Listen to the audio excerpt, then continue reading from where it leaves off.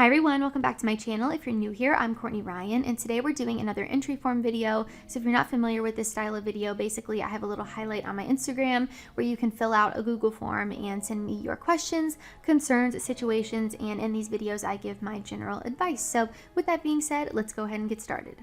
The first one here says, never really been in a serious relationship.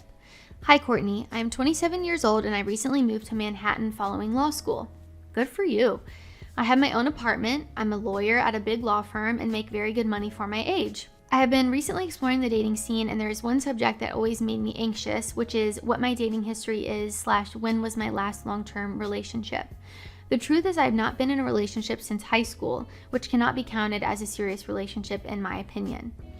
I have had flings, many of which were exclusive, but never anything that materialized into a relationship. I understand this is a red flag to many, and as such, I never know how to navigate the subject except for with complete honesty. After high school, I moved from California, where I grew up, to Massachusetts for college to play lacrosse. During college, I was never in the market for a girlfriend because, well, I was in college and I fully intended on moving back to California. After college, I lived at home for a year, and as many would probably agree, living with the parents was not that conducive to dating. Then I moved back to the East Coast for law school. My lack of relationship during law school can be attributed to many things, but mainly it came down to lack of time, stress, and my mental health, which became my #1 priority. All in all, here are my main questions. Number 1, is not having much relationship experience a big deal? Number 2, is there a better way to approach this subject other than this long but honest explanation? And number 3, what is the best thing a guy with little experience can do in dating that makes the lack of experience as little of a problem as possible? Enjoy your content. Keep up the great work. Thanks. Well, first of all, I want to say that I think you're way overthinking this. I think that you have clearly put in the work to yourself. Your mental health is important to you. You have a great job. It seems like you're doing incredibly well. And I don't think that your lack of relationship experience is really a big deal considering where you're at today. If you had not been working on yourself, if you had not been trying to level up in your personal life and your career, I think that your situation would be a bit different. But the fact that you've put in so much time and effort and energy into yourself and your future is, in my opinion, the greenest flag of all. And I think that any woman worth dating would definitely see that and would not consider your lack of relationship a red flag. Now, if the lack of relationship was because of commitment issues, or if you were just doing hookup culture 24/7 and you had issues committing to women, that could be a totally different story. But from what you submitted here, it doesn't sound like that's the case at all.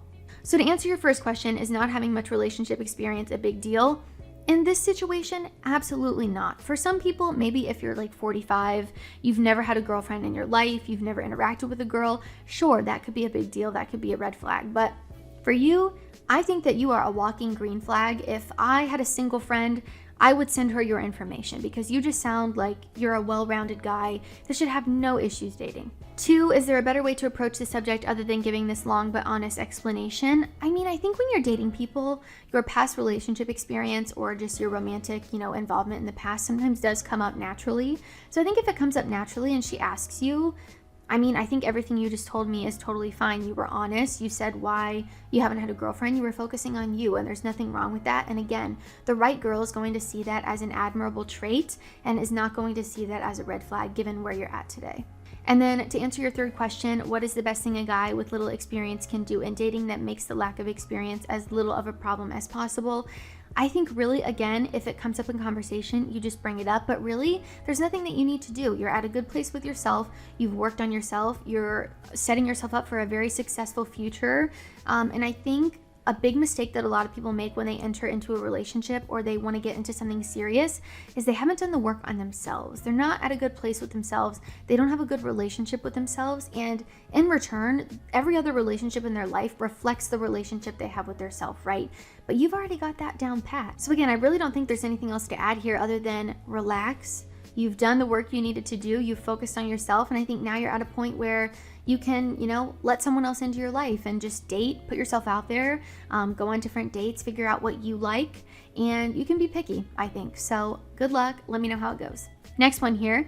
I'm a regular viewer and admirer of the content you post on YouTube. Thank you. I'm originally from India and moved to the US for my education to Houston, where I was living for the past 3 years.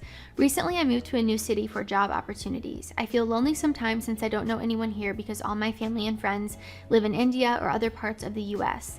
I tried using dating apps to meet people and went on a few dates, but it didn't work out. I prefer meeting in person rather than through dating apps, but I'm having difficulty connecting with people and making friends. I go hiking, skiing, and other recreational activities regularly and talk to random people, but nothing ever sticks. What advice would you give to someone who has uprooted his life and moved to a new country/city and has to create his social circle from scratch, let alone a girlfriend?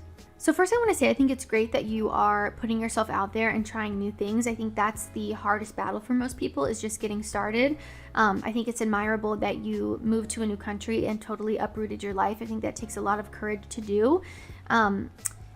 So you're on the right path starting out here. The fact that you gave dating apps a try too, I think is good for you, just to kind of, dabble in it a little bit, see if you like it, see if you don't.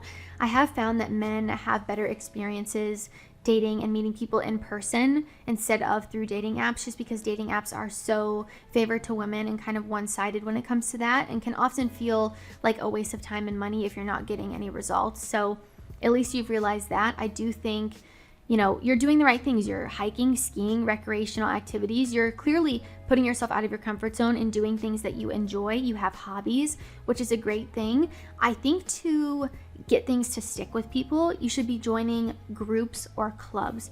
Think of, maybe a skiing club. Is there something like that? I don't know. I don't ski, so I'm not sure, but there's a club for everything these days. Book clubs. You could join a fitness class, like at a workout place, where it's kind of the same people. You can get to know people through there. But I really think joining communities and clubs is a great way, probably the best way in my opinion, to meet new people when you are kind of just dropped into a new place and you don't know anyone. I know when I left for college, I'm from Cincinnati, but I went to Kent State. And no one from my high school, or no one that I knew at all, went to the college that I went to. So in order to meet new people, obviously I met people through my new roommate, which was great. If you've ever thought about getting a roommate, that can also be a great way to meet people. I know some people don't like to live with roommates. I totally get that. But sometimes it can be a great way to just get to know them and then meet people that they know as well and kind of just expand your circle. Secondly was joining clubs. I joined a sorority, and all my friends that I made in college were in my sorority. So again, just to round this one out here, I think joining clubs, groups, communities of people where you all have similar interests is a great way to, get to know people a little bit more close-knit. When you're going out and doing things like hiking and skiing, I feel like a lot of times people do that with their friends that they already have. So sometimes it can feel a little bit awkward or intimidating to kind of infiltrate a group that's already been set, But when you join a new group where everyone is kind of just joining on their own, you're more likely to meet new people than just going out hiking randomly one day, right? So definitely keep that in mind. And I also wanted to address the fact that you said you feel lonely sometimes. That is totally normal, especially if you're in a new place where you don't really know anyone. I mean, I still feel like that sometimes in Cleveland. I had to make all new friends here. Even after college, all of my friends moved away. Literally every single one that I made in college moved to another state. So I had to start from square one again. And I met most of my recent friends from where I worked in corporate, or just putting myself out there on Instagram, messaging girls in the area. So again, you kind of have to keep starting over as life goes on. You're not going to always have the same group of friends, and I think that's totally okay. But as long as you get yourself out of your comfort zone and put yourself out there, I think that's really all that you can do. Okay, the last one here says, how do you get over a breakup when you've already built your life and dreams around her? How do you get over the feeling that you are not enough despite giving everything you can?